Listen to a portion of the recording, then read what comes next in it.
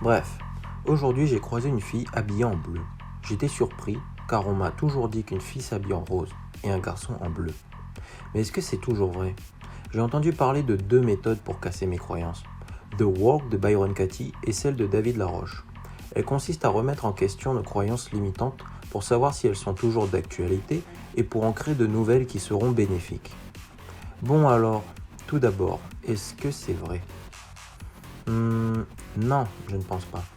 Comment j'ai réagi et que s'est-il passé quand j'ai cru cette pensée? J'ai été très surpris. Et finalement, qui serais-je sans cette pensée? Eh bien, je serais beaucoup plus ouvert d'esprit. Mais est-ce que quelqu'un d'autre a déjà réussi à casser cette croyance? Oui, bien sûr, ma cousine, elle porte souvent du bleu et son frère a des tas d'affaires roses. Un inconvénient à maintenir cette croyance limitante est que je pourrais vexer les gens sur leur apparence. Et un avantage d'avoir une nouvelle croyance, c'est que je serais ouvert à un nouveau style. Mais ça me revient. Il y avait aussi les méthodes d'affirmation et de visualisation.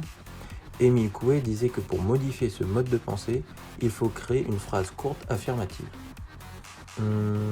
Donc les hommes et les femmes peuvent porter n'importe quelle couleur, ce serait très bien.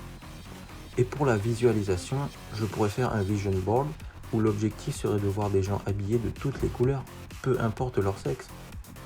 Ainsi, à force de regarder l'image, mon cerveau enregistrera la nouvelle croyance positive.